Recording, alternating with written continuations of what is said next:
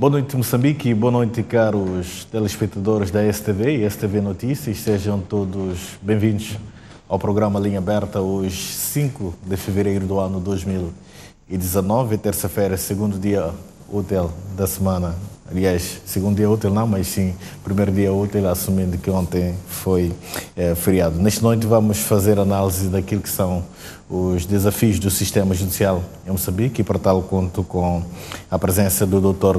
Carlos Mondlane, que é presidente da Associação Moçambicana de Juízes. Estamos também com o Dr.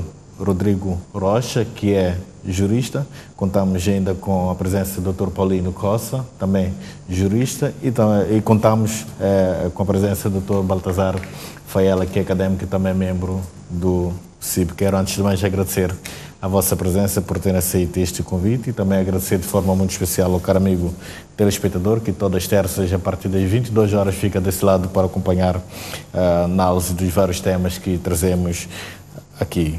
Primeiro, devo informar que nesta noite vamos dar uma pequena olhada em relação à abertura do ano judicial, que aconteceu na última sexta-feira, dia 1 de fevereiro. Tratou-se de um evento que, para além de juntar magistrados judiciais do Ministério Público e advogados, magistrados judiciais assim que do Ministério Público e advogados, a cerimônia contou com a presença de titulares dos órgãos da Administração da Justiça e do Primeiro-Ministro, que estava em representação do chefe de Estado, Filipe Jacinto Nyusi. Queria começar mesmo por si, Dr. Rocha. Moçambique é um Estado de Direito enquanto um princípio constitucional, e parte-se do princípio de que um Estado de Direito vigora a independência do poder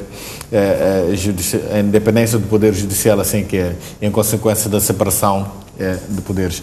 Queria perceber do senhor como é que está a saúde do sistema judicial em Moçambique.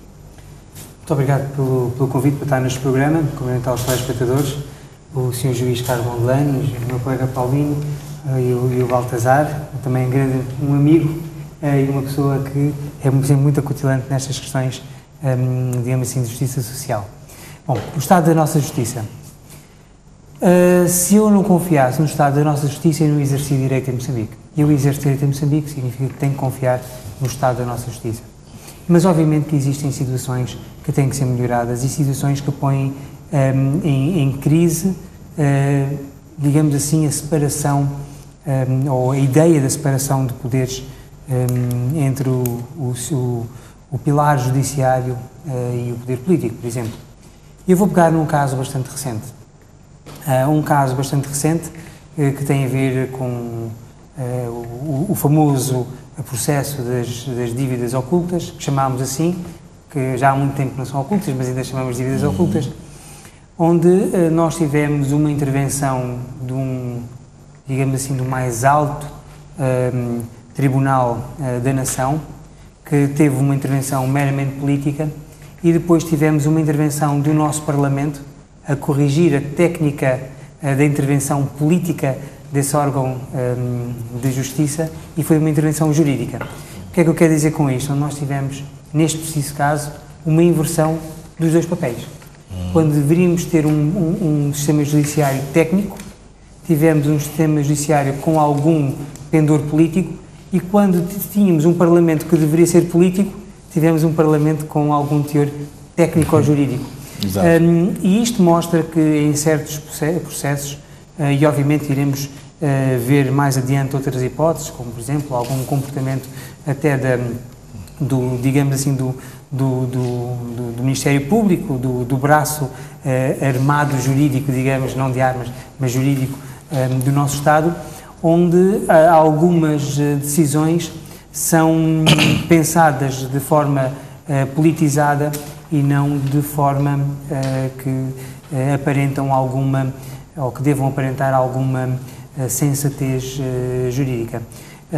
E sim, são casos isolados, se bem que eles até graves, mas que, no meu entender, no seu todo, não podem comprometer a ideia generalizada de existir, efetivamente, uma separação dos tribunais do poder político. Mas existem esses casos, como enfatizei, Exato. Que vêm deixar alguma mancha, alguma incredibilidade na boa imagem que nós temos de ter desta separação entre a política, entre a justiça e entre o legislativo. Mas é o caso que eu digo que é o exemplificativo pelo negativo. Dr. Costa, na sua opinião, existe uma verdadeira separação do Poder Judicial neste país? Olha, uma boa noite a todos, nossos colegas, e sobretudo lá em casa. É importante dizer que há momentos, tanto eu diria, há momentos que convém que exista essa separação e há momentos que convém que não exista. E quais são esses casos ou esses momentos que traz aqui? Bem, olhando para o exemplo que foi trazido aqui, tanto fica uma impressão de que em algum momento talvez alguém tenha dito, olha, faça isto, o que não deveria ser. E depois há um momento em que as instituições, no âmbito da sua autonomia, por ser mais abrangente no âmbito da sua autonomia, deveriam tomar iniciativas que reflitam aquilo que são os interesses do Estado, mas sobretudo que sejam do momento. Em algumas ocasiões tem falhado isso. Por exemplo, olhando para o caso da detenção daquele jovem lá do... O Amado, o jornalista? O jornalista de Cabo Delgado. Há muitos aspectos aqui a refletir sobre eles. Um deles seria, por que levou tanto tempo assim até que ele fosse retirado dos quartéis? Mas talvez a primeira seja, como é que o indivíduo é detido supostamente pela polícia e depois vai parar num quartel? Como é que o Ministério Público se posicionou, tanto durante aquele momento em que aquele cidadão esteve lá e depois há relatos de torturas? A outra coisa muito importante e profunda é o que é que neste momento está sendo feito, não apenas sobre aquele processo em concreto, mas sobre as pessoas que praticaram os atos que praticaram. Então, existem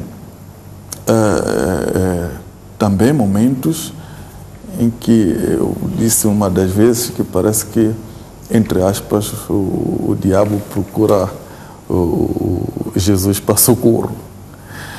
E estas coisas, muitas das vezes, vêm trazer algumas imagens não boas em relação àquilo que nós pretendemos. No meu entendimento, por exemplo, relativamente ao processo do Dr. Manuel Chang, ainda que tivesse que haver interação entre os advogados do Sr. Manuel Chang com o Ministério Público, mas será que precisava ser exatamente público e desta maneira? Da forma como as coisas estão ocorrendo. Da forma como as coisas estão acontecendo. Ou seja, quer-me parecer que há certas ocasiões em que o Ministério Público vai se agarrar a certos advogados por certos interesses. E outra pergunta, talvez mais profunda, seria: em quantas ocasiões nós tivemos isto? Situações dessa natureza que não foram públicas. Claramente. Exato. E que será que é o primeiro cidadão que é lesado e que o Ministério Público acha que tenha que interferir? É claro que nós achamos que há um dever de o Ministério Público trabalhar para a defesa dos interesses dos moçambicanos como um todo. E nessa altura em que o Ministério Público se envolve nesta defesa, tem que pesar os interesses. Portanto, há um interesse que é da sociedade esta que está num buraco por causa das dívidas. Depois há um cidadão, que está detido. Então há um esforço tremendo para garantir a liberdade. Este é um assunto que nós vamos desenvolver ao longo deste programa, porque existem questões um pouco mais específicas que vamos tocar nelas e vamos abordar de forma mais detalhada sobre os pontos. Dr. Faela, na sua opinião, existe aqui em Moçambique, ou seja, temos aqui em Moçambique um poder judicial ao ponto de proporcionar assim que é uma justiça célere para o cidadão? Falando um pouco de tudo o que tem acontecido, um pouco de tudo que temos assistido nos últimos dias. Boa noite, obrigado pelo convite. Boa noite aos colegas do painel também. Eu gostaria de começar por dizer que temos técnicos. Na minha ótica, aliás, eu venho de uma faculdade, sempre estudei no ensino público até a universidade e tive colegas brilhantes, tecnicamente brilhantes. Fui magistrado do Ministério Público, tive colegas brilhantes. Acredito que mesmo ao nível dos juízes, embora nunca tenha trabalhado como magistrado judicial, existam juízes brilhantes que desempenham a sua função exatamente com brilho e profissionalismo. A questão que me coloca em concreto sobre a celeridade processual não é uma questão de Moçambique. A questão da celeridade processual acontece em todo o mundo. É a crise do judiciário que hoje se fala, portanto, ao nível mundial. Só que este é um problema antigo, como eu digo, que é de nível mundial. Agora, quais são as soluções que devem ser encontradas para mitigar esta situação? Eu penso que não vai desaparecer, porque há uma tendência a nível mundial de judicialização, portanto, dos conflitos. Pessoas, pequeno assunto, vamos ao tribunal, etc, etc. Eu queria pegar aqui numa questão do próprio presidente do Tribunal Supremo, que se referiu na abertura do ano judicial sobre a questão da celeridade, em que ele diz que devemos inovar. Eu não esperava ouvir isto do presidente do Tribunal Supremo, de um assunto que já vem há décadas neste país. Eu esperava de ouvir qual é a solução para inovar. O que é que ele nos traz? Qual é a bola para acabar com a questão da morosidade processual. Qual é a bola de cristal que ele tem para lançar e resolver este problema? E este é um dos problemas também destas aberturas solenes do ano judicial, dos informes do Procurador-Geral da República, das apresentações do Provedor de Justiça, em que é um conjunto de queixumes, de coisas antigas, ao invés de se preocuparem, porque eu penso que estes órgãos têm que se preocupar em trazer resultados. Se eles já identificaram estes problemas, e não é de hoje, nem foi o atual presidente do Supremo que os detectou, nem foi o anterior, quer dizer, onde é que estão as soluções para estes problemas? Isto é que deviam ser estes informes. Mostrar-nos, isto foi identificado no ano X, tivemos um plano de ação para resolver este problema e hoje estamos aqui. E não trazer números, e não voltar a trazer números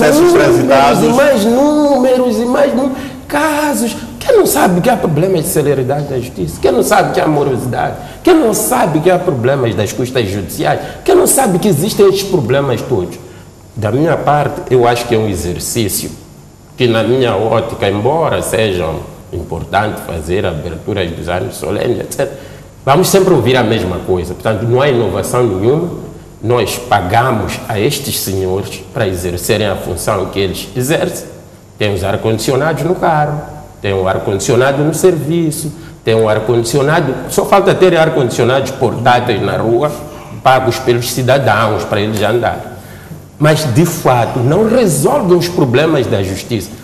Que nos mostrem um plano de ação, que nos mostrem resultados e que não venham sempre com a mesma ladainha, porque nós, como cidadãos, queremos a justiça materializada na prática e não queremos estes queixumes. Portanto, para mim, quase que já nem vejo isto. Prefiro ver os resumos que a imprensa faz deste assunto, ao invés de ir sentar durante a abertura para, perder o meu tempo. Isto eu digo, o meu. O dos outros, não sei como é que eles empregam. Mas exato, eu acharia o meu tempo perdido estar a ouvir repetições e mais repetições e não solução para os problemas. Estes senhores são pagos para resolver problemas, não para apresentar uma lista de questões. Nós já estamos cansados de listas de questões, queremos resultados, justiça materializada a favor dos cidadãos. Bom, ainda no segmento do ponto que é apresentado aqui pelo Dr. Faela, falou aqui da questão dos processos que transitam de ano após ano. Dos dados que consegui colher aqui,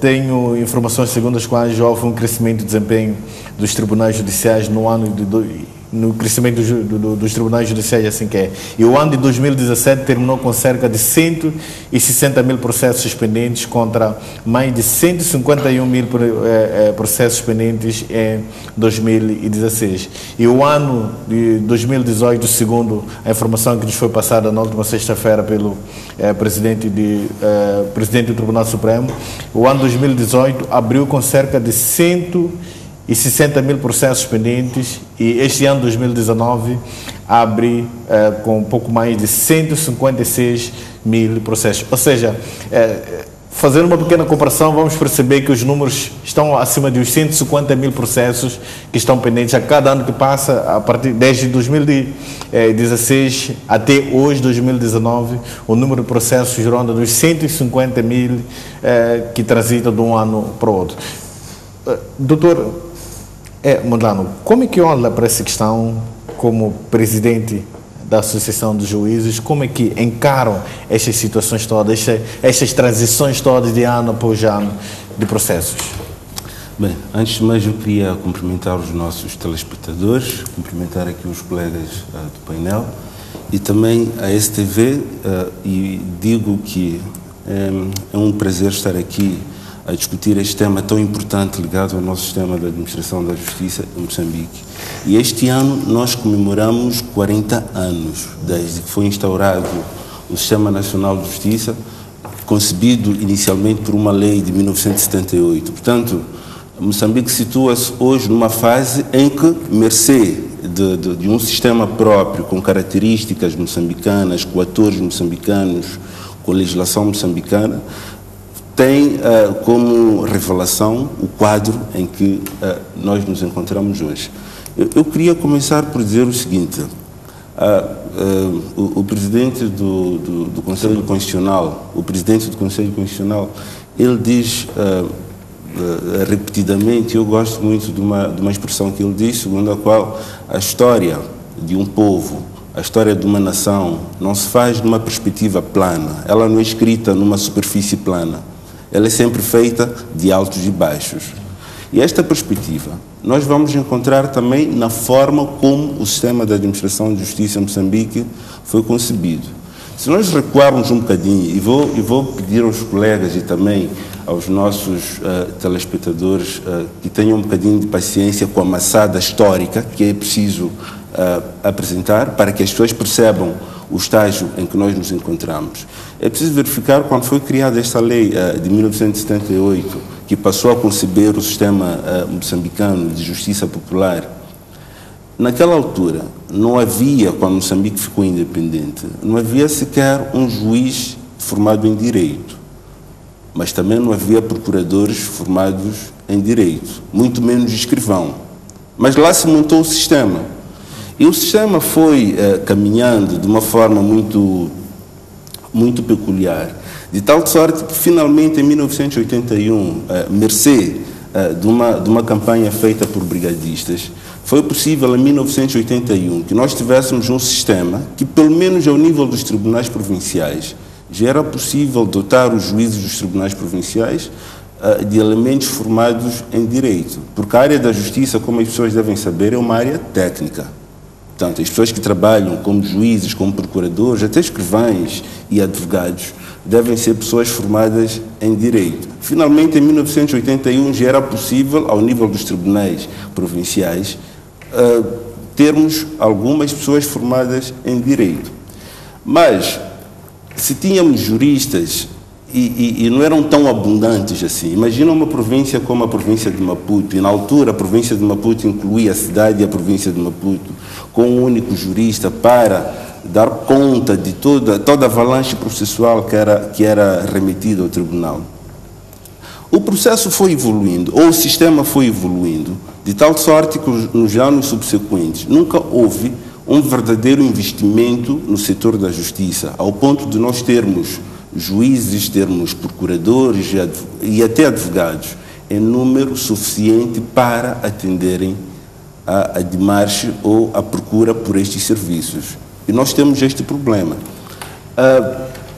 Pelo menos até a altura da Constituição de 2004, o investimento no setor da justiça não fazia parte daquilo que eram as prioridades do Estado. Para quem lê aquele livro de Joseph Hallon e Teresa Smart, que é lá Bicicletas de Desenvolvimento, tem uma parte muito interessante que ilustra como a história de Moçambique evolui. Houve uma altura que parece que toda a economia do país, do ponto de vista do investimento, era mais para atender a questão da guerra dos 16 anos que nós vivemos. E outros setores, sobretudo o setor da justiça, foram ficando prejudicados. Eu diria até que a justiça foi vista como o parente pobre do próprio Estado, isto no que toca ao investimento. Quando, a partir dos anos 2000, e até se identificou muito com a criação da Escola de Formação de Juízes, que é o Centro de Formação Jurídica e Judiciária, aí sim começaram a ser formados juízes, a serem formados procuradores para fazerem parte deste sistema. Se os colegas sabem, e de certeza que sabem, nessa altura até se dizia que o Tribunal Supremo era um cemitério de processos. Mas como é que nós podemos ter um quadro em que uma instituição como o Tribunal Supremo, que continha lá uns 5, 6 juízes conselheiros, podiam ser vistos como entidades que fazem ou corporizam um cemitério de processos? Porque o processo, o sistema, ele era pressionado. Tínhamos uma pressão na base, onde estavam os tribunais distritais, tínhamos uma pressão ao nível de onde estão os tribunais provinciais, mas também tínhamos uma pressão no próprio Tribunal Supremo. E a capacidade de resposta, havendo tão poucos juízes, é importante que nós frisemos isto, naturalmente não poderia responder aquilo que era a procura pelos serviços. Hoje, estamos a falar do ano de 2019 e no dia 1 de fevereiro nós tivemos a abertura do ano judicial. O presidente do Tribunal Supremo, e é muito importante que nós tenhamos critérios objetivos para aferirmos sobre o desempenho dos tribunais. E como é que nós aferimos objetivamente? Através de números. Eu já referi porque é que nós tivemos pendência, por falta de investimento em recursos humanos, recursos materiais e também financeiros. Mas, a partir este ano, o Presidente do Tribunal Supremo indicou alguns números, e permitam-me que eu apresente os números, porque a partir dos números, o nosso querido telespectador vai poder aferir se há ou não desempenho real por parte dos números. Estamos a falar desses processos que transitaram para este ano, ou quer nos trazer aqui? Eu vou trazer os números de tudo. Eu vou trazer os números que importa que nós destaquemos, que são os seguintes. E eu gostaria que os telespectadores prestassem atenção para dizer o seguinte, que no ano de 2018, os tribunais judiciais, todos os tribunais judiciais em Moçambique, deram entrada, no ano 2018, um total de 158.201 processos. Foram 158.201 processos que deram entrada. E findaram, no ano de 2018, por atuação dos juízes e dos procuradores também, e até dos advogados, findaram um total de 161.594. Portanto, vê-se claramente que o número de processos que foram findos no ano de 2018 superam de longe aquilo que deu entrada no mesmo ano. Relativamente ao ano de 2017, deram entrada em todos os tribunais judiciais em Moçambique um total de 142.134 processos. Findaram em 2017 148.258 processos, para dizer que o número de processos que deram entrada no ano de 2017 foram inferiores ao número de processos que findaram. E esta perspectiva nós encontramos também em relação a 2016 e também em relação a 2015. Para dizer, desculpa, só para terminar esta parte, que a partir do momento que o Estado começou a fazer um investimento, e como é que nós notamos o tal investimento? Nos últimos tempos, vemos que estão a ser construídos mais tribunais, estão a ser construídas procuradorias, também a Ordem dos Advogados tem estado a admitir cada vez mais quadros para a carreira da advocacia. O Centro de Formação Jurídica e Judiciária tem estado a colocar no mercado, se me permitem a expressão, mais juízes, mais procuradores. Naturalmente, a resposta de um sistema que está a ser capacitado há de ser uma resposta positiva, e os números falam por si. Dr. Mondlane, diante deste cenário que nos apresentou neste momento, qual é o rácio juiz, cidadão, se assim devo tratar, ou talvez o rácio juiz processo? Quantos processos é que cada juiz deve trabalhar com eles? E mais do que isso, existe alguma fórmula, diante de tudo isto que nos apresentou, existe uma fórmula para poder garantir uma celeridade um pouco mais adicional, mesmo para dar resposta àquilo que o cidadão espera dos juízes em particular? Obrigado pela questão, ela é muito importante, mas antes de tocar, eu devo dizer o seguinte: eu quero que as pessoas percebam que, efetivamente, em Moçambique, nos últimos tempos, o desempenho dos tribunais tem estado a ocorrer, quer numa perspectiva de quantidade, bem assim numa perspectiva de qualidade. É só ver, um dia como amanhã, eu poderia sugerir aos nossos telespectadores que fossem visitar os tribunais e onde verificar que os tribunais estão a labutar. Uma das questões que a Ordem muitas vezes levanta quando faz uma crítica ao sistema é dizer que os juízes marcam muitos processos para a mesma hora. É verdade, este é um problema real. Mas o que acontece também, e justifica, é que os juízes, principalmente ao nível dos tribunais de distrito, chegam a marcar 10, 15 processos para serem julgados num único dia. Esse é um problema real que nós temos. Juízes julgam 10, 15 processos num único dia. Então, é um bocado injusto, até se me permitem, de má fé, quando alguém diz que nada está a ser feito no domínio da administração da justiça. Mas eu volto à questão inicial. Nós somos poucos como juízes, como procuradores. Aliás, juízes em Moçambique hoje, do ponto de vista numérico, nós não chegamos a 400. E o rácio é de um juiz para cerca de 100 mil habitantes. As Nações Unidas dizem que rácios ideais num país em que o sistema da administração de justiça está muito bem concebido tem que ser um juiz para 30 mil habitantes. Nós estamos em 1 para 100 mil. Naturalmente, a capacidade de resposta vai ser muito baixa. Mas, indo ao concreto da questão que colocava, que é de saber quantos processos cada juiz tem por dirimir. Neste momento, cada juiz moçambicano tem um total potencial de 901 processos. 901 processos. O que é muito. Mas este número, à medida que for havendo um investimento no próprio sistema, investimento de recursos humanos, recursos materiais e também recursos financeiros, naturalmente que vai ser baixado. Obrigado, Dr. Mondlane. Dr. Rocha, há uma crítica popular de que os juízes soltam os bandidos. Estamos a falar de uma crítica que não só vem do cidadão comum. A polícia por várias vezes já denunciou essa questão. Os advogados identificam-se com este tipo de crítica também? Sim e não. Ora bem, sim e não porquê? Não é um nível, é diferente.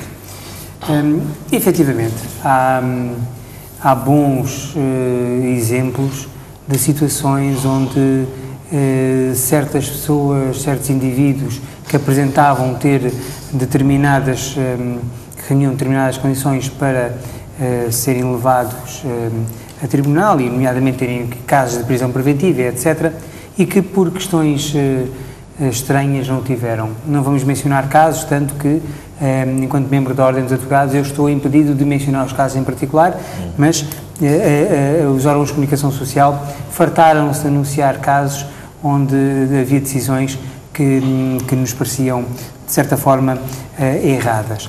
Mas também temos que perceber uma questão. Há um procedimento para se meter alguém numa cadeia. E o procedimento está na lei. Um ladrão, um bandido, um malfeitor, quando pratica a sua ação, não segue uma lei, segue exatamente o contrário da lei. Mas a lei, para deter esta determinada pessoa, não vai fazer justiça por tudo e por nada, vai seguir a lei. E esse é o velho problema que nós temos nos vários sistemas judiciários, é que estamos a combater com a lei algo que fere a sociedade sem seguir a lei. Se nós não prendermos de acordo com a lei, se nós não verificarmos os procedimentos para esta detenção, para esta prisão, ser alguém apresentado pela juiz de instrução em tempo útil, em tempo regular, em termo legal, efetivamente pode esta pessoa, este cidadão, ainda que exista uma grande convicção da sua culpabilidade, pode vir a ser solto por questões procedimentais. Muitas vezes estas questões procedimentais ocorrem ao nível da detenção na prisão. Falámos aqui no caso do jornalista que foi detido em Pemba. Em Cabo Delgado. Em Cabo Delgado, exatamente. Bom, vamos imaginar este caso e vamos imaginar e hipotetizar se efetivamente existia ou não motivo para aquela prisão, independentemente de ter havido ou não. O certo é que foram falhados ou não se observaram determinados procedimentos e que, em bom rigor, por não ter sido, por exemplo, levado a tempo útil a um tribunal de instrução, por não ter sido verificado o direito de defesa, muito provavelmente uma prisão preventiva deste cidadão estaria inquinada. Ora, aquilo que nós vimos foi exatamente o contrário.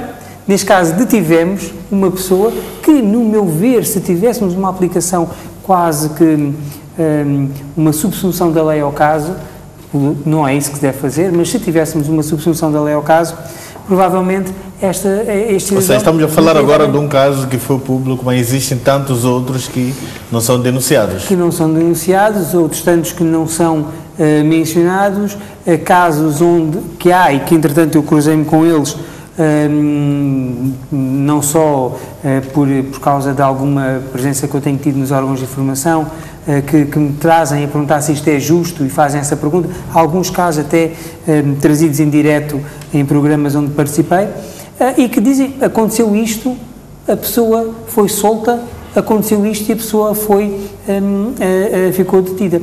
Muitos destes casos vêem-se nos crimes de violência doméstica. Casos onde claramente existe condimentos para que a pessoa fique detida e não fica detida, e casos há também no mesmo molde de exemplos, onde, violência doméstica, mais uma vez, onde pessoas que são soltas, onde nós percebemos que efetivamente estão a fazer um mal à família, àquele bem que se pretende proteger com esta lei da violência doméstica. Mas existe portanto, casos para ambos os gostos. Pessoas ficam detidas sem dever e pessoas que são soltas quando se percebe que o lugar era mesmo, se calhar, dentro da cadeia. Mas temos um princípio no nosso direito, é que mais vale um inocente e mais vale um criminoso fora das cadeias do que o inocente preso nas cadeias. Dr. Costa, de certa forma, esses casos das estruturas têm sido associados a questões da corrupção. Há uma estatística segundo a qual, ao nível dos países lusófonos,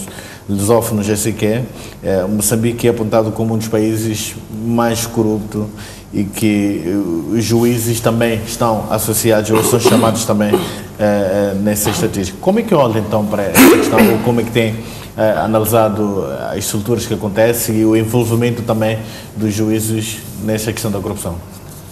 Olha, é preciso trazer aqui uma questão prévia muito importante sobre aquilo que para a sociedade são estruturas que derivam de corrupção e aleatórias.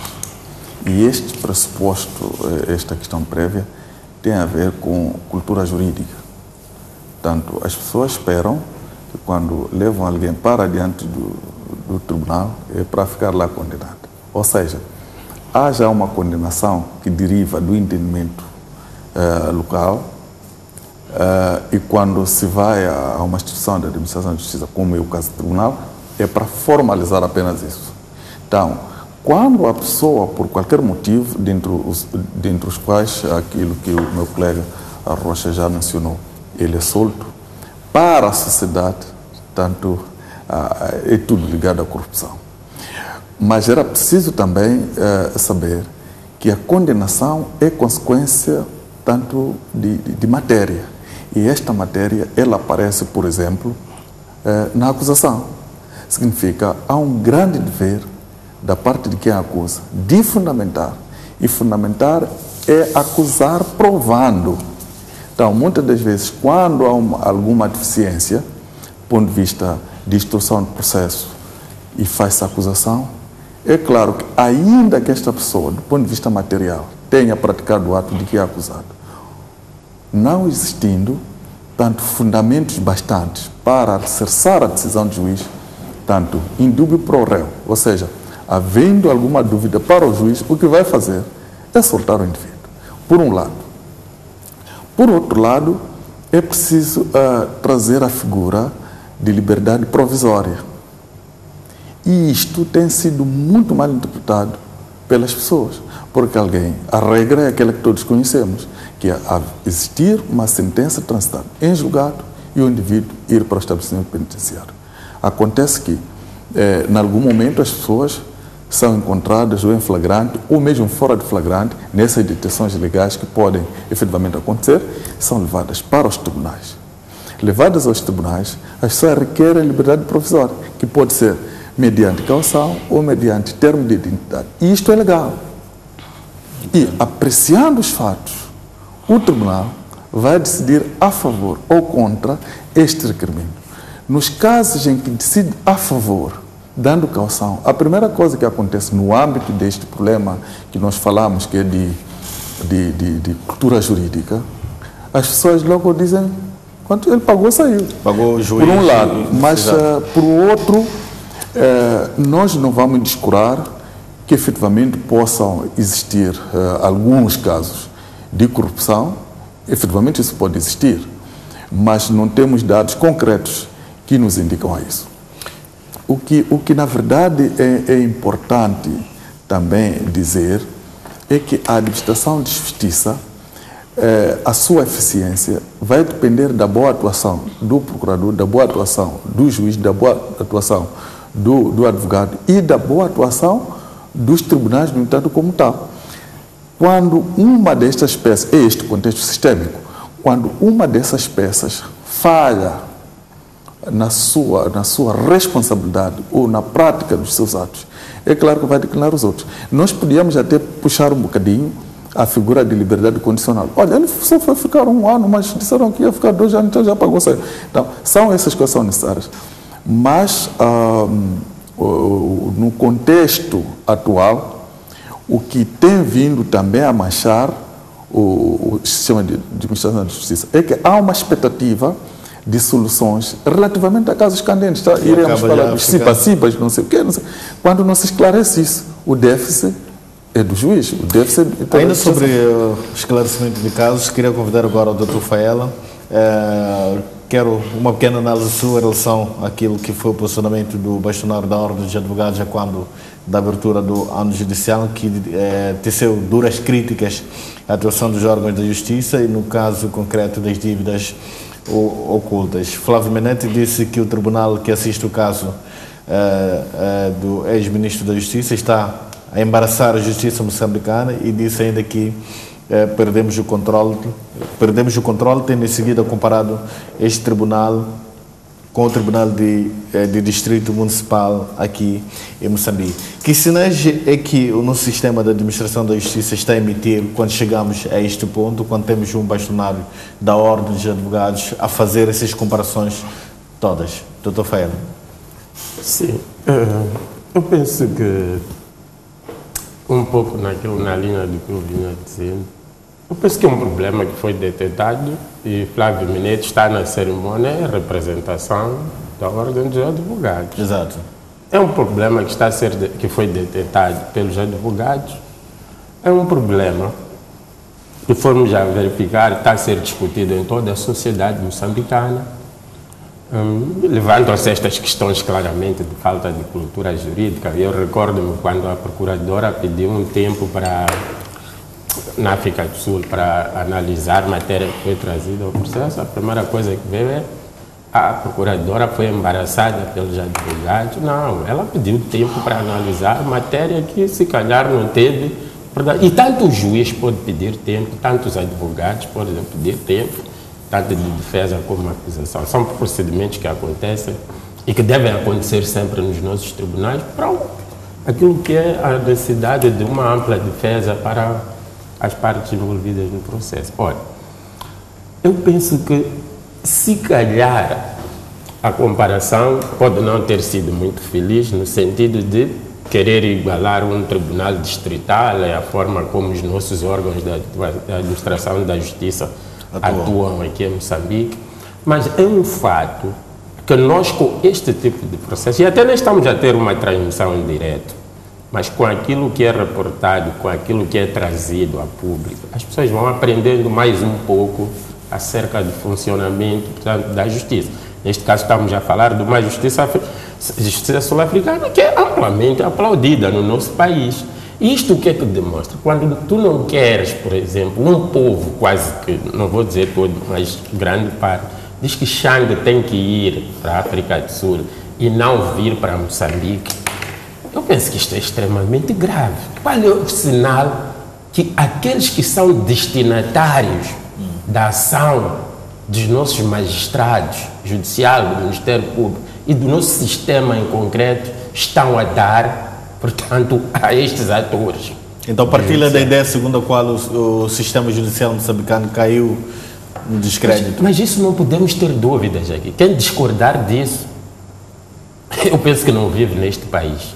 O nosso sistema de administração de justiça para o cidadão moçambicano é só uma questão de se fazerem tanto estudos, inquéritos e há de se perceber claramente que ninguém acredita nele.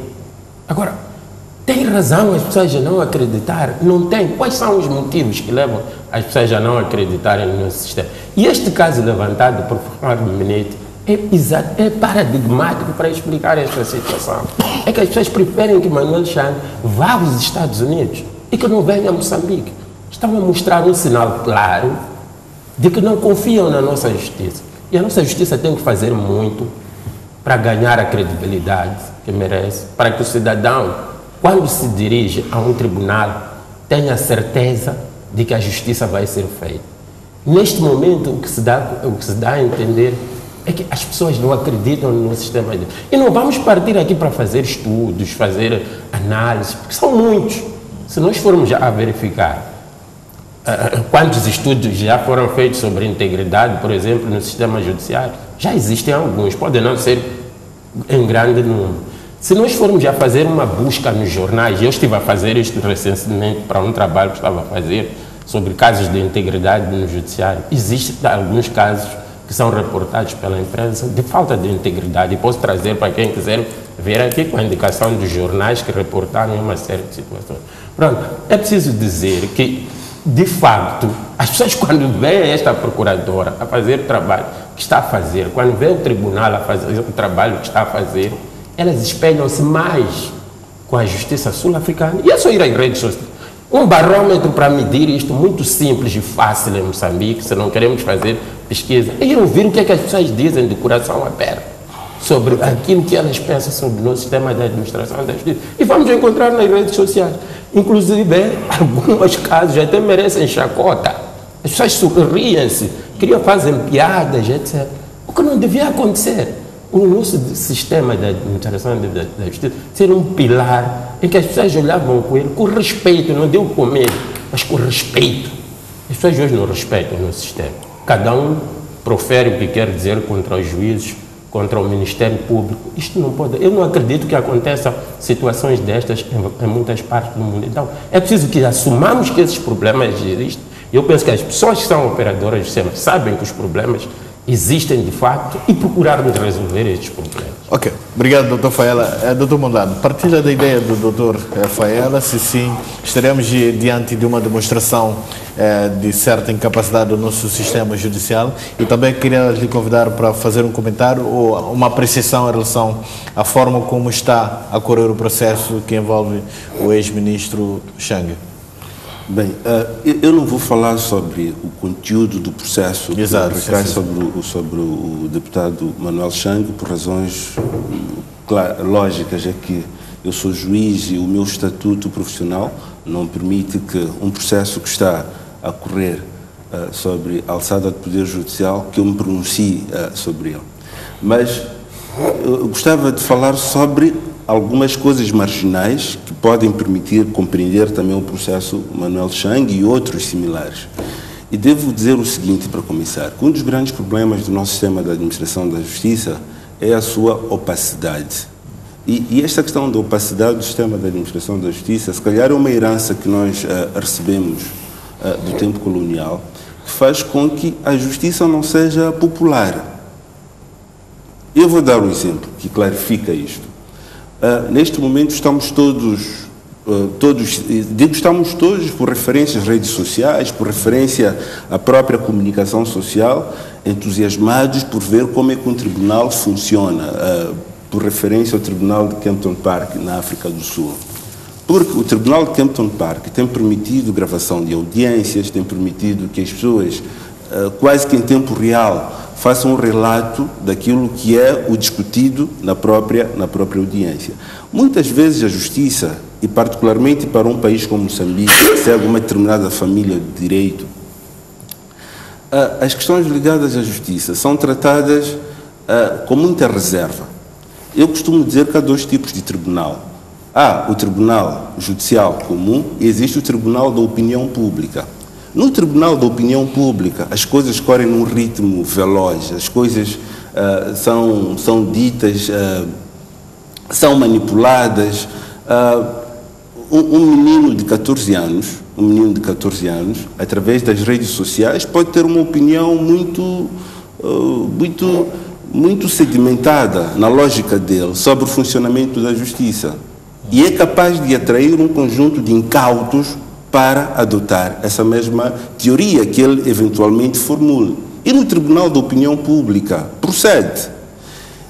Mas eu dizia que o grande problema é a opacidade do sistema de administração da justiça moçambicana. Os tribunais, regra geral, não são espaços privilegiados onde os atores jurídicos e judiciários vão estar lá para disseminar com transmissões em direto, onde se podem fazer interrogatórios na televisão, na rádio, onde as pessoas são constituídas, arguídas em processo criminal, ter uma intervenção pública que impacte na sociedade, que impacte no público.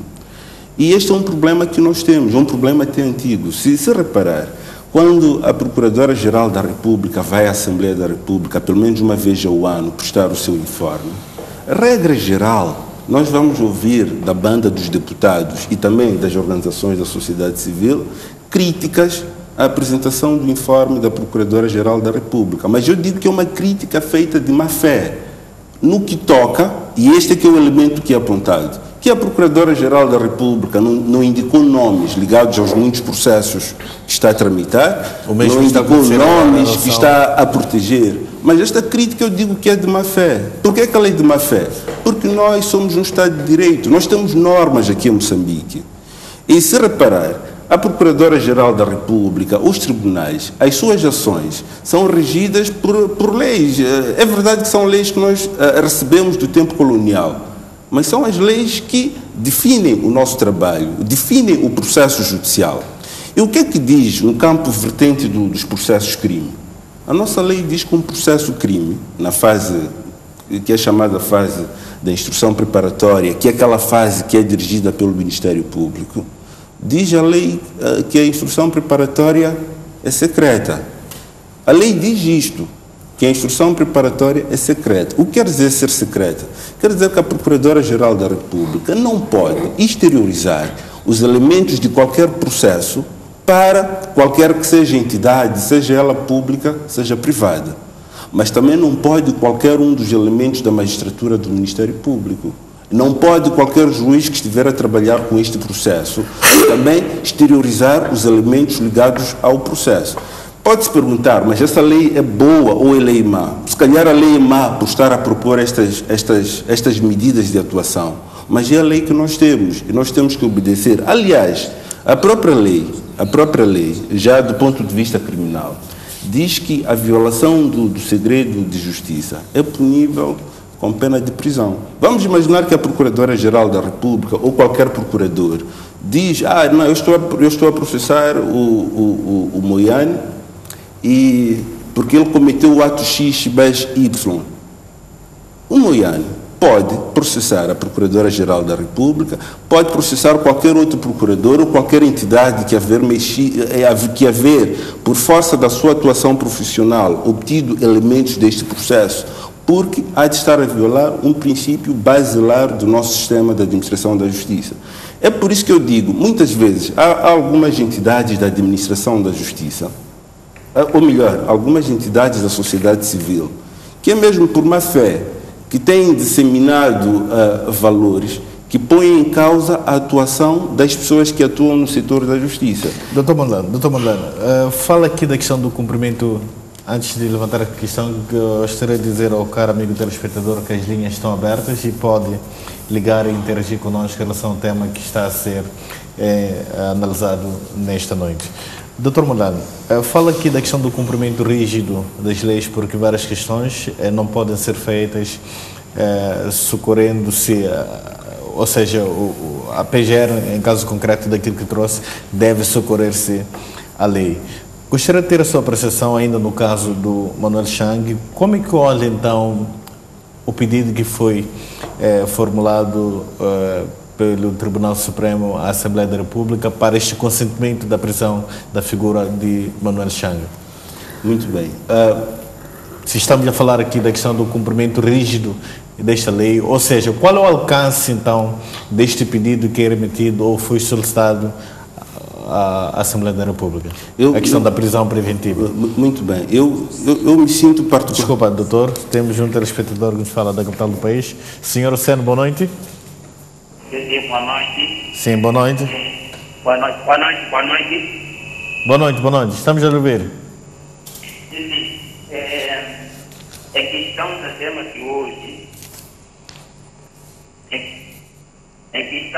de hoje.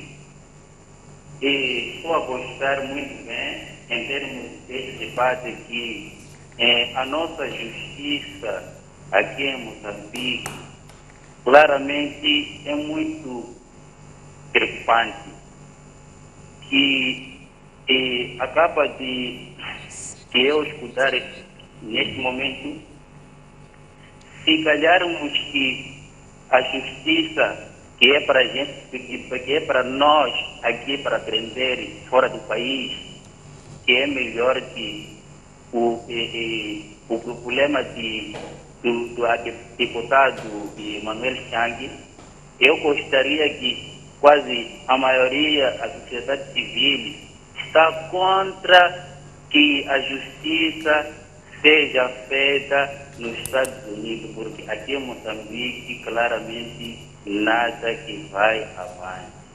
E para dizer parabéns os painelistas, que eu estou a acompanhar o programa, estou a gostar do contributo de todas as panelistas, e é assim que podemos avançar. Sem esses passos não podemos nós aprender outras coisas. E muito claro que a justiça aqui em Moçambique está muito lento. E provavelmente que nós tivemos muitos heróis aqui em Moçambique e nunca esclareceram que o tal fulano, e, por exemplo, o professor Schwab Mundano, e nunca disseram que quem assassinou é este. Tivemos que o presidente Samora Machel, e nunca disseram, e tivemos muito recentes alguns juristas, advogados, e nunca ouvimos a PGR a esclarecer nessas questões. E neste momento que nós queremos a justiça em Moçambique, devemos que quase aprender mesmo nos Estados Unidos em caso dessas formas pesativas de dívida em Moçambique. É tudo, Sr. Sena. É muito obrigado, é tudo. Hoje é o primeiro dia e gostei muito mais, estava atento muito mais e queria entregar mesmo com esse programa. Obrigado. Muito obrigado, Sr. Sena, que nos fala da capital do país. Dr. Mondlane, eu questionava em relação a este cumprimento rígido Supremo das leis e levantei essa questão, esse processo que foi submetido pelo Tribunal Supremo à Assembleia da República a pedir o consentimento para a prisão da figura de Manuel Chang. Estamos a falar de um deputado e que a lei já lhe assiste, é o direito dele constitucional não ser detido. Desculpa, temos mais um anonimato que nos fala da capital do país. Boa noite. Boa noite. Caiu a linha. Sim, queria perceber, senhor, qual é o alcance do pedido feito pelo Tribunal Supremo para a prisão preventiva do Sr. Manuel Chang, assumindo que ele é imune nos termos do artigo 174 da Constituição da República? Eu não vou, como disse, discutir decisões do meu colega. Eu tenho um colega que está no Tribunal Supremo que, mercê de um processo que está em instrução preparatória sob a égide do Ministério Público, este processo, para alguns atos ligados, por exemplo, à quebra de imunidade, era preciso uma intervenção do Tribunal Supremo. E o colega que teve o processo decidiu como decidiu. Mas eu queria deixar uma coisa clara, que é esta. E me sinto à vontade porque estou no painel com colegas que são juristas. E a nossa responsabilidade em estar aqui é transmitir um pouco de conhecimentos jurídicos à nossa comunidade. E nós não podemos, nisto, manipular a opinião pública com base em razões que não estão muito bem claras. É importante que as pessoas percebam como é que funciona o nosso sistema. Uma das críticas que se faz ao juiz conselheiro do Tribunal Supremo, e até é motivo de piadas nas redes sociais... Desculpa, doutor Bonlano, temos mais um anonimato, a parte da capital do país. Boa noite. Parece que caiu a linha. Sim, dizia que uma das críticas que se faz ao juiz conselheiro do Tribunal Supremo foi que ele fez um pedido à Assembleia da República citando leis revogadas. E eu digo, isto é má fé. É má fé de quem anda a disseminar este tipo de compreensão. Porque qualquer pessoa que percebe um bocadinho de direito, nós vemos num país onde, quanto menos uma pessoa tem conhecimentos jurídicos, mais gosta de dar opiniões de mudança, opiniões de sugestão de matérias que não percebe. Desculpa, doutor Bonlano, temos o senhor Armindo, que nos fala da província de Tete. Boa noite. Boa noite. Sim, senhor Armindo. Sim. Posso intervir? Pode. Fica à vontade. Sim. Eu quero saber por que a nossa justiça é sempre lenta. Por que é lenta? Por que a nossa justiça é lenta? Demora Demora a chegar. E muitas das vezes não beneficia os mais desfavorecidos. Lenta e demora a chegar. E muitas das vezes não favorece os mais desfavorecidos. É tudo? Obrigado, é tudo. Muito obrigado. Doutor Bonlano. Sim, eu dizia, vou ser rápido antes que um telespectador Exatamente. o seguinte, quando o Tribunal Supremo fez um pedido à Assembleia da República de quebra de imunidade do deputado Pedido de consentimento, na verdade, não quebra de imunidade. Sim, mas eu não vou pronunciar isso porque é um despacho de um colega e não fica bem eu estar aqui a comentar, mas só queria comentar o aspecto jurídico, que é este. O Tribunal Supremo, ao fazer este pedido, ateve-se a uma figura processual, que é a aplicação da lei no tempo. E qualquer jurista sabe disto. Desculpa, uma vez mais, temos mais um telespectador que nos fala a partir da cidade da Matola. Boa noite. Boa noite. Sim. Eu sou da opinião de que a justiça favorece a uma determinada pessoa. Existem muita gente desfavorecida que não tem acesso à justiça. E segundo, eu por mim sou da opinião que o nosso ex-ministro Manuel Chang, que vai aos Estados Unidos, que seja julgado lá, porque aqui não lhe vão fazer nada, simplesmente aqui é para vir relaxar, ficar relaxado. Então essa é a minha questão. Muito obrigado, caro telespectador. Sim, eu dizia que quando os fatos que pesam contra o deputado Manuel Chang, porque os fatos que pesam contra o deputado Manuel Chang ocorreram antes da entrada em vigor do Código Penal que nós temos hoje em Moçambique, foi aprovado pela Lei 35/2014 e também havia na altura um conjunto de legislação sobre o Estatuto do Deputado. O Tribunal Supremo, ao fazer pedido da situação do Manuel Chang, citando a legislação, citou aquela legislação da altura em que os fatos ocorreram. Porque há um princípio basilar que nós encontramos, é de que as leis regem para o futuro. Se alguém comete um crime, em princípio, um crime, ou qualquer fato com relevância jurídica... Desculpa, uma vez mais. Temos mais o anonimato. Boa noite. Boa noite, obrigado. Sim. Bom, eu gostaria de participar aí. Já está a participar? Exatamente. Gostaria de comentar um bocadinho, mesmo em relação a este tema que está sendo debatido. Na verdade, a justiça moçambicana deixa de ser justiça, neste caso.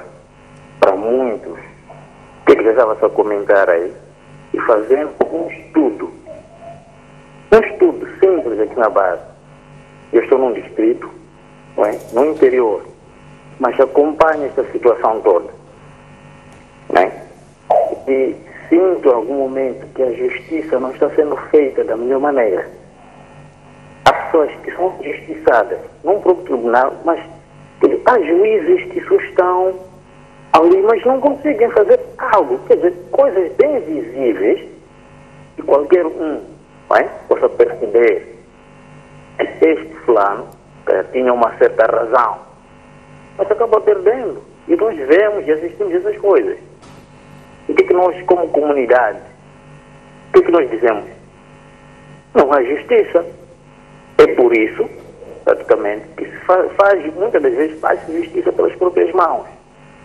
Há um caso muito recente que acabaram de reportar ontem, de um distrito de Manica, não é?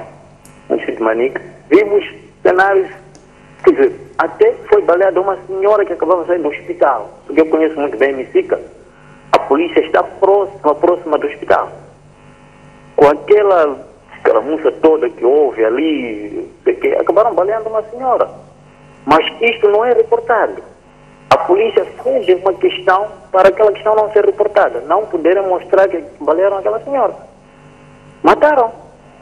É a polícia. E encobrem essas questões.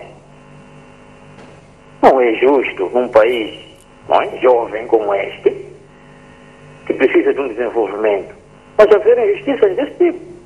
Estamos a sofrer um simples cidadão como a mim. Eu tenho meus casos e eu preciso de recorrer à justiça para ter algo que me beneficie como justiça. Mas isso não se faz. Não é? Então, não vamos dizer aqui, se calhar, é corrupção, porque não é tão assim, mas eu acho que as pessoas não estão muito capacitadas. Ou seja, o que eu estava a falar aí, estamos a usar leis muito antigas. Por que se não revogam essas leis? Ok, é uma coisa que já está escrita já há bastante tempo. Mas se vemos que esta lei não está a adequar com aquilo que é a realidade, por que nós não revogamos essa lei? Podemos fazer isso, porque vamos estar a prejudicar a sociedade. E isso tem efeitos políticos. Tem efeitos políticos, praticamente. Não é? Começamos a dizer, não, este governo, não, este partido, enquanto não são questões partidárias. É esta máquina, não é, da justiça que não está a fazer muito bem para a própria sociedade. Muito obrigado. Obrigado, caro telespectador que falou em anonimato.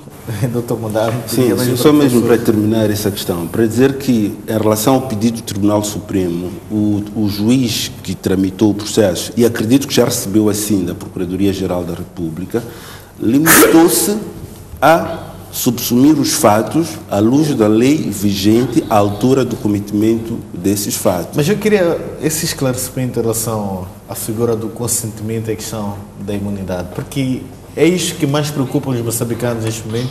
Vou aí, Meg, Sr. Meg, boa noite. Sim, boa noite. Sim, Sr. Meg. Sim. Indo direto ao tema em debate, queria relatar sobre o cidadão Manuel Chang. Sim. É que a América é um Estado com uma justiça muito mais elevada do que Moçambique. Ou por outra, a América tem uma justiça do primeiro grau, na minha ótica. Queríamos que Manuel Chang esteja recebido lá, porque a nossa justiça nos parece que está fragilizada. Há muitos processo que está no tribunal que não está sendo dramatizado, não está sendo resolvido. Tem um caso de menino que está lá já há bastante tempo, não quer resolver, mas todos estão girados agora em caso de sangue. Esta vez que nesse momento que nenhum documento, aliás, nenhum processo está sendo resolvido por causa do sangue. Tudo parou por causa do sangue. Então, primeira coisa é que a justiça deve ser mais rápida para que as coisas não demorar assim. Obrigado. Muito obrigado, Someg. Sim, então eu questionava mesmo em relação ao alcance deste pedido formulado pelo Tribunal Supremo, a questão do consentimento, o pedido de prisão preventiva, assumindo que a figura de Manuel Chang é imune. Ao se colocar em prática este pedido formulado pela PGR, trazer-se a figura de Manuel Chang em Moçambique, poderá mesmo ir à cadeia sendo imune? Ou voltaremos a ter um processo em que, se calhar, avança-se com a questão da inconstitucionalidade, assim que é, tendo em conta que a imunidade dele não foi quebrada, olhando para aqueles que são os pressupostos que devem ser seguidos para que essa imunidade seja quebrada. Muito bem. Bem, eu não vou falar sobre o despacho de um colega meu, o juiz, pelas razões que evoquei. Mas o que eu devo dizer é que nós temos que acreditar na justiça moçambicana. Eu faço parte do sistema de administração da justiça. Eu sou moçambicano, nasci em Moçambique, tenho família aqui em Moçambique, tenho amigos, faço parte de uma comunidade e este é o meu país. Eu fico triste quando vejo pessoas a defenderem, por exemplo, que cidadãos moçambicanos são melhor servidos pela justiça de outros países. Eu fico triste, não só na minha qualidade de membro do sistema de administração da justiça, mas até como um cidadão moçambicano. Exato. Porque uma das coisas mais importantes que nós temos como povo, que foi conquistada até pela independência, e que traduz a ideia da soberania, é a possibilidade que nós temos em Moçambique ter um sistema de administração da justiça. Portanto, nós em Moçambique podemos julgar os crimes cometidos por moçambiques ou aqueles crimes que a justiça moçambicana, por qualquer nexo, tenha o ônus de poder ir buscar a sua competência para julgar. E é isto que nós temos que acreditar. Sem falar muito da questão do deputado Manuel Chang, o que importa é que fica claro que há aqui uma questão da aplicação da lei no tempo. E este é um princípio até de cariz constitucional. Em princípio, as leis, elas regem para o futuro. Todas as situações que tiverem ocorrido na vigência de uma determinada lei são julgadas nos termos do que essa lei estabelece, a não ser que a nova lei indique o contrário. Muito obrigado. Doutor Rocha, qual é a sua leitura diante deste cenário todo? E eu até começaria por perguntar o que é, afinal, esta figura de imunidade, se um deputado pode ou não ser preso, os elementos que foram trazidos aqui, este pedido formulado então pelo Supremo, a prisão preventiva, pode Manuel Chang, voltando ao país, ser preso ou não? Bom, há duas questões que regem esta situação. A lei, nomeadamente a Constituição... Desculpa, doutor Rocha, temos o senhor Elias que nos fala a partir da província de Inhambane. Sr. Elias, boa noite. Boa noite. Sim. Sim, eu gostaria de participar no debate. Já está a participar, Sr. Elias? Sim. Eu sou da opinião de que aqui em Moçambique temos bonitas leis nos livros, mas que quando vamos à prática essas leis não são utilizadas. Eu fico indignado com o nosso Estado quando temos um país que está à beira da falência, porque se fosse uma empresa já deveríamos declarar que foi a falência, em se preocupar em mandar devolver o Chang para Moçambique, em gastar, porque agora nesse processo todo muitos milhões estão a ser gastos só para devolver o Chang a Moçambique.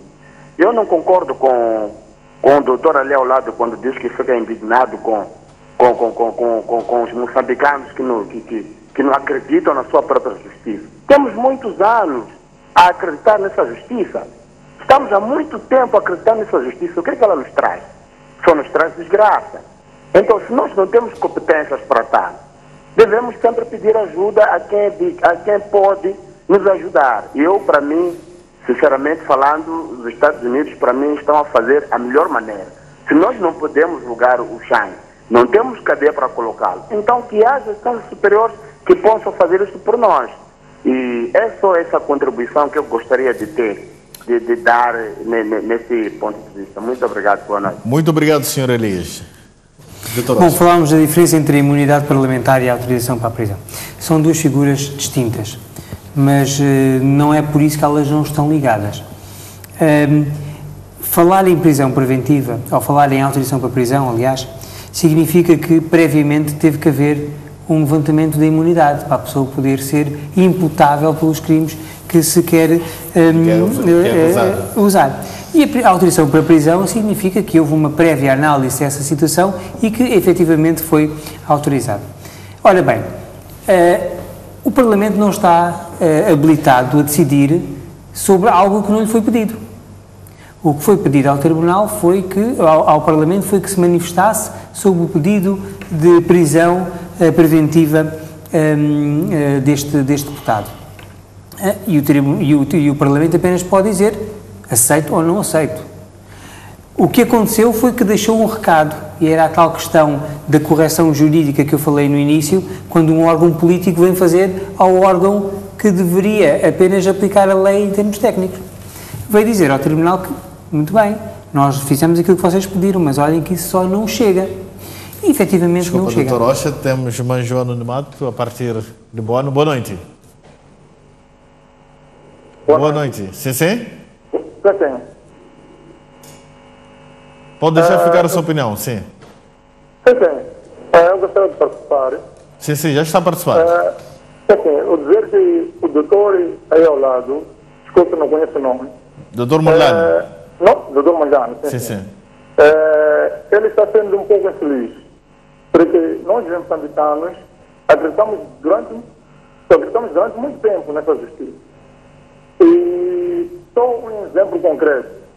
O próprio Chang, eu não sei se os advogados que ele tem lá, que são 4, não sei se tem lá um moçambicano. Eu penso que mesmo ele não acredita na questão moçambicana, porque eu sei que tem 4 advogados. Eu não sei se sou concreto, se já temos um moçambicano. Eu gostaria que também fosse esclarecido essa questão. É tudo? É tudo, sim. Muito obrigado, caro telespectador que nos fala a partir do distrito de Boane. Temos aqui o telespectador a criticar o facto de não ter nenhum advogado moçambicano a defender o Sr. Manuel Chang, sendo que, ou seja, nós a defendermos, o Dr. Mulher a defender que é preciso acreditar na nossa justiça. Não, isso ele questiona como é que nós não temos um advogado moçambicano, pelo menos, a assessorar a figura de Manuel Chang. Mas se me permite só essa questão, temos que dizer que os advogados só podem exercer nas ordens onde estão credenciados para o efeito. Para poder... Portanto, um advogado moçambicano não é por ser advogado moçambicano que pode exercer lá fora. Essa questão tem que ser. Indo então para a questão aqui. Atualmente nós estamos numa situação, estamos num limbo, porque, efetivamente, se neste momento fosse extraditado para Moçambique este deputado em causa, teria sido autorizado pelo seu Parlamento a eventual prisão preventiva, mas não havia sido levantada a sua imunidade. Em que é que nós ficaríamos? Estamos aqui numa situação, e com o devido respeito, criada por quem deveria ter tido o cuidado de analisar todos os cenários possíveis num pedido que lhe foi remetido por uma Procuradoria, que é o Tribunal Supremo. Doutor Rocha, peço mais 2 segundos. Temos o Sr. Romão, a partir da Matola. Boa noite. Boa noite. Sim. Sim, bom, também quero deixar um comentário do assunto em debate. Sim. Dizer que o caso de Manuel Chang já nem deveria mais ser discutido, uma vez que ele já está preso, já está detido, na África do Sul. Existem outros 17 arguidos, cujos quais deveria discutir em torno disso, porque esses é que estão soltos. Agora, eu penso que o Estado moçambicano deveria estar preocupado no sentido de, se for para quebrar a imunidade dos que estão soltos, porque esses é que preocupam, é que podem pôr em causa certos, certos interesses do Estado. E também o juiz Mondlane, que disse que está decepcionado com os moçambicanos pelo fato de não acreditarem na justiça moçambicana. Eu não sei onde é que ele trata a saúde dele, se é aqui em Moçambique ou tem sido fora. Aqui em Moçambique é difícil de acreditar, seja a justiça, seja a educação, seja a saúde, todos os setores, é um sistema falhado. Essa é que é a verdade. E se o senhor Mondlane, se o juiz Mondlane for honesto com ele mesmo, ele sabe perfeitamente que o Manuel Chang cai em Maputo, cai em Moçambique, tinha duas saídas. A primeira, se ele for extraditado para cá, era de ser solto ou sofrer, uma tortura psicológica, cujo qual ele não poderia dizer as coisas como são, poder entregar o dossiê completo, porque ele não roubou sozinho, não é possível aquele dinheiro ter roubado sozinho. São vários que estão por detrás.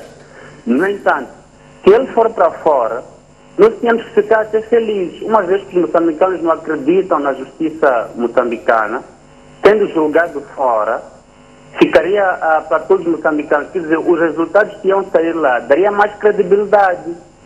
Se não há nada a esconder, deixem ele ir para lá, vai para um país da primeira linha, primeira classe, do primeiro mundo, vai ser julgado bem, não ter nada a esconder. Depois é devolvido, até vai ser indemnizado, etc, etc. Qual é a preocupação? Tanto esforço, tanta maquinaria para trazer um homem para cá. Deixem o homem ir, vai ser julgado nos Estados Unidos, assim como os filhos desses próprios dirigentes estudam fora. Deixem ele também ir para lá. E muito obrigado. Muito obrigado, caro telespectador Romão, que nos fala a partir da Matola. Sim. Eu depois destas intervenções, quando se fala que o Estado de Justiça moçambicano é mau e falamos apenas de um caso, eu começo a ficar um bocado mais satisfeito. Tenho que, de certa forma, concordar com o juiz Carlos Mondlane. Mas dizia eu que nós estamos numa situação que efetivamente não sabemos como sair dela. Então, aqui estamos diante de um pedido que não tem nenhum efeito jurídico. Não, tem efeito jurídico. Qual é que seria? O efeito jurídico é pedir, obviamente, completar o pedido, que é o tribunal perceber o erro que fez e dizer, bom, além da prisão preventiva, também queremos que levantem a imunidade parlamentar. Mas agora não pode ser o Tribunal Supremo a ficar neste limbo de indecisão. E neste momento, assim como a situação está, nada pode ser feito contra a figura não se pode pôr o caso dessa forma, porque não pode ficar assim. Tem que haver a consequência desta decisão que já foi tomada. Portanto, se houver uma total inação, neste caso em concreto, aí sim estamos num claro desmoronamento deste castelo que é a justiça moçambicana. Portanto, sinceramente, eu nem sequer posso imaginar o caso não ser completado, deixe passar esta expressão, pelo pedido subsequente, que é de levantamento da imunidade parlamentar, porque senão nem sequer faz sentido falarmos neste processo 1/2015, que é o processo que tem os 18 arguidos, ou os 19 arguidos, eu já perco a conta se é o deputado em causa mais 18, se é o deputado mais 17. Ok, doutor Costa, primeiro vou pedir uma pequena apreciação em relação às questões que levantei ao doutor Osh, mas também queria perceber do senhor, acredita num desfecho positivo ou talvez numa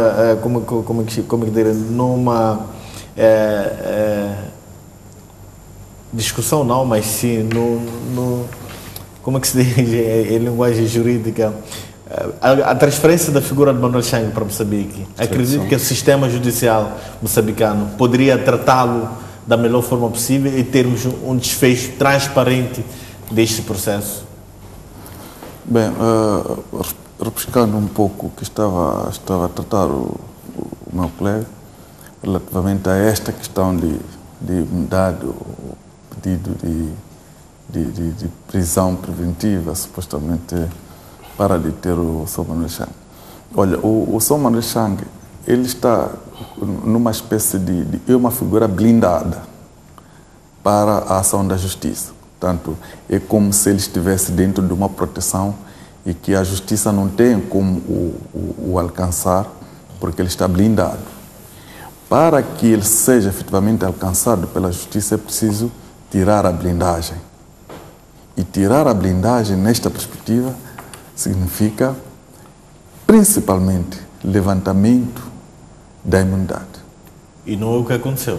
Não é o que aconteceu. Então, há um pedido de autorização para a prisão preventiva deste cidadão. Efetivando-se este pedido, claramente nós estamos em ilegalidade. Então, é uma figura que... É uma figura que não devia ser. E não também se pode perceber porque que o procedimento é este. Agora, é preciso efetivamente completar o que devia ter iniciado, que é, tanto, pedir a quebra da imunidade e depois, tanto, requerer a prisão preventiva. Tanto, quebrando a imunidade, é só mandar um mandado de captura, porque ele já não tem proteção. E fica já não tem aquela proteção legal. Aquela blindagem. Mas eu queria também, só para não deixar assim no branco a questão do que falou o bastonador dos advogados, porque saiu ali uma série de informações como se ele estivesse a dizer tudo está errado. Não é isso que ele disse. Se ele tivesse dito, por exemplo, por analogia, que o sistema de transporte de Moçambique está desacreditado, significaria isto que não temos nenhum autocarro bom? Significaria isto que não temos nenhum carro bom no país? Não significa necessariamente isso. Significa que, olhando isto na perspectiva de sistema, tanto quando uma coisa não funciona, então é um problema. Mas agora, em relação ao acreditar se efetivamente só Manuel Chang podia ser julgado aqui, eu penso que isto depende muito da independência dos poderes. Tanto, se nós assumirmos existe essa independência aqui em Moçambique? Eu penso que sim. Agora, depende, porque as leis estão lá, a perspectiva está lá, mas agora, é muito importante que, de fato, aqueles que têm que fazer a administração da justiça lutem para a sua própria independência na perspectiva de que... Ou seja, quando fala dessa questão da independência, por isso é que já lhe questionava se acredita num desfecho transparente e fiel caso Manuel Chang volte a Moçambique, já que se sabe que Moçambique já remeteu o pedido de extradição da figura do ex-deputado. Bem, quando eu insisto nesta questão, é que nós já estamos a começar mal com o pedido de deixando outra coisa. Mas eu acredito nas instituições da administração de justiça deste país. O que interessa é que as pessoas que estão diante destes processos, de fato, ajam como sabem, porque, tecnicamente, essas pessoas são extremamente apuradas. Nós temos gente em Moçambique trabalhando para muitos órgãos da administração de justiça do mundo e que essas pessoas têm mostrado grande capacidade. Então, é de interesse da sociedade, mas também dos órgãos da administração da justiça e também dos órgãos políticos, que este país conheça um momento de tranquilidade no âmbito da prossecução processual. Exato. Então, não se pode andar a dar interferências, porque essas interferências é que podem tirar a transparência. Olha, é perigoso e um pressuposto muito ruim quando a sociedade, de forma generalizada, eu nunca vi alguém em todos os debates que tenha ligado e dizer, olha, nós queremos que o Manuel Chang venha para aqui. Portanto, esta forma de desacreditação da capacidade de administrarmos a nossa justiça, isso é perigoso. Mas eles não falam de falta de capacidade, falam de tratamento desigual dos cidadãos. Então, nós temos capacidade sim, a justiça querendo pode ser feita. Obrigado. Doutor Faela, queria um pequeno comentário seu em relação ao posicionamento do ex-estadista moçambicano Armando Emílio Guebuza, quando da interpelação que foi feita pelos jornalistas sobre este mesmo caso. Sabe-se que essas dívidas foram contraídas no mandato do presidente Guebuza. Sim, só uma questão. Eu não estou em representação, só queria dizer que não estou em representação da sociedade civil aqui, nem tenho mandato para isso, não me deram. Estou em representação, no mínimo, da minha consciência e, se calhar, do Centro de Integridade Pública, onde presto as minhas funções.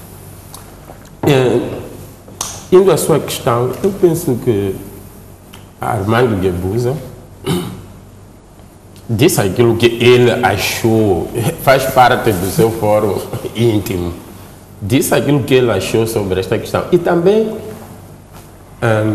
ao ir a este tipo de cerimônias, ele não tem capacidade de coartar a possibilidade dos jornalistas levantarem este tipo de questões. Embora eu julgue que não era também aquele momento correto para levantar aquelas questões. Mas os jornalistas provavelmente partiram de um pressuposto de onde é que nós vamos encontrar esta figura fora deste espaço público em que ela está, para questionarmos sobre este processo que nunca ouvimos, portanto, a sua posição.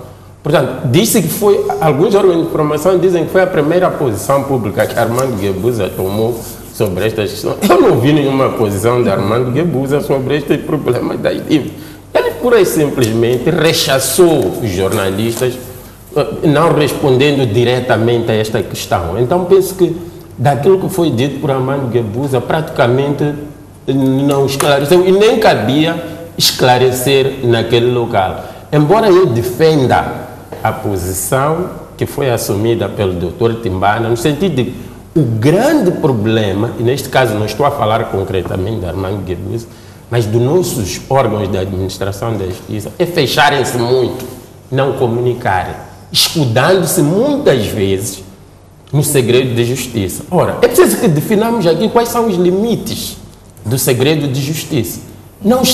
As pessoas não estão a dizer que é para divulgar matéria processual, matéria ligada aos processos. Estamos a dizer que queremos informação. Quais são os passos que o processo está a dar? Não o que é que o Ministério Público fez naquele caso, o que é que o Ministério Público está a fazer aquilo, Não, aí claramente estamos a violar esta fase secreta do processo. Mas prestar informação aos cidadãos não significa falar de matéria processual. Significa dizer o que é que está a ser feito, não em concreto no processo, se já há investigações, tanto mais que a própria Procuradoria já disse que pediram informação aos Estados Unidos, pediram informação ali e acolá, etc. Isto, se fosse feito de forma periódica, reduziria até certo ponto esta especulação que existe por parte da sociedade. Então, o grande problema do nosso sistema de administração de justiça é que quando se diz que é secreto é não dizer nada, absolutamente nada, fechar-se em copas. Então, é preciso definir isto, porque o que leva-nos depois é este tipo de especulação. E se nós acompanharmos, claro que os sistemas judiciários são diferentes em vários países, não vamos querer comparar o nosso, por exemplo, ao do Brasil e o outro, mas nesses países procura-se pelo menos transmitir ao público o que é que estão a fazer os atores do judiciário. Não estão a falar do processo em concreto, se nós acompanharmos... Os passos estão a ser dados... Exatamente. E nestes casos mesmo dos arguidos, se nós formos a lembrar, e isto muitas vezes é criado pelos próprios órgãos da administração da justiça. Quando do processo Embraer, a Procuradoria-Geral emitiu um comunicado que foi falar dos nomes, em que indicava que eram os arguidos. Pois por que vem pura e simplesmente dizer que há 17? Eu acho que a Procuradoria perdeu uma oportunidade para não dizer nada, ficar calada e manter o posicionamento que sempre vem tendo, ao invés de contradizer-se em várias situações. É por isso que as pessoas dizem claramente que, nos casos, a justiça funciona de uma maneira e no outro funciona de outra maneira. Obrigado, doutor Faela. Doutor Malano, alguma reação diante de um pouco de tudo que foi falado? Estamos mesmo já há poucos minutos para fechar o programa e o senhor será o último. Muito bem. Eu acho importante nós tocarmos neste ponto trazido pelo Dr. Faela sobre os limites do segredo da justiça. Nós temos uma legislação e nós temos que respeitar a legislação. A nossa legislação diz que os processos crime, pelo menos quando estão na fase da instrução preparatória, são secretos. E eu volto à questão inicial. Eu posso gostar, um pode gostar, outro pode não gostar, mas é o que diz a lei. A instrução preparatória dos processos de crime é secreta, ou seja, enquanto estiver a ocorrer um processo, tem que haver o tal de segredo de justiça, quer no plano interno, quer no plano externo. É o que está consagrado na nossa legislação interna. A questão que se pode colocar mas a quem que serve este tipo de legislação? É a legislação que nós temos. É a legislação que nós temos. Portanto, age bem a Procuradoria-Geral da República, bem na perspectiva de lei, a Procuradoria-Geral da República, quando não dissemina para a opinião pública o conteúdo daquilo que são os processos que estão sob a sua égide, porque a lei impõe assim. E mais, como disse no início, o procurador que violar este princípio estará a cometer um crime de violação de segredo profissional. O crime de violação de segredo profissional está previsto no artigo 483, número 1 do Código Penal, e prevê uma prisão até 6 meses. Portanto, é uma decorrência de lei. Então, nós não podemos brincar de meios segredos de justiça. É uma imposição de lei. E nós somos um Estado de Direito onde as leis devem ser cumpridas. Agora, outra questão que é relacionada é refletirmos numa perspectiva futura, alterarmos o quadro normativo, se entendermos que estas leis não nos servem. Mas o que não se pode admitir, e acho muito grave, quando um jurista que nós temos aqui está a procurar sugerir que pode haver estas violações de lei, isto incute para quem nos está a ouvir a ideia de que não, afinal a Procuradoria pode exteriorizar o conteúdo dos processos que tiver sob a sua égide. E depois fala-se muito que, à luz do processo das dívidas ocultas, uns falam de 16 arguidos ou não. Nós, ao certo, nunca vamos saber se existem os tais 16 arguidos, porque é que uns estão presos, ou pelo menos já mandados de prisão sobre uns e outros, por causa da tal questão dos limites decorrentes do segredo de justiça. Para terminar, queria só dizer o seguinte. É importante que nós, como moçambicanos, confiemos nas nossas instituições. Nós somos moçambicanos e ninguém nos virá salvar. Vou mesmo terminar. O nosso papel como fazedores de justiça é procurar dar tranquilidade aos nossos cidadãos sobre a credibilidade do sistema e de que... Obrigado, Dr. Mondlane. 5 segundos só. Sim, eu só queria dizer que aqui ninguém está a falar de meios, estamos a falar de um secretismo que já roça a querer esconder coisas. E nem estamos a dizer que é para falar de matéria processual. Isso fica claro. Obrigado, Dr. Faela. Obrigado, Dr. Rocha. Obrigado, Dr. Costa. Obrigado, Dr. Mondlane, uma vez mais, pela presença. Obrigado, caro amigo telespectador, que ficou desse lado para acompanhar o programa Linha Aberta. Nós ficamos por aqui e voltamos na próxima terça-feira, se Deus permitir. Continuação de uma ótima noite e continuem a acompanhar a restante programação da STV. Boa noite.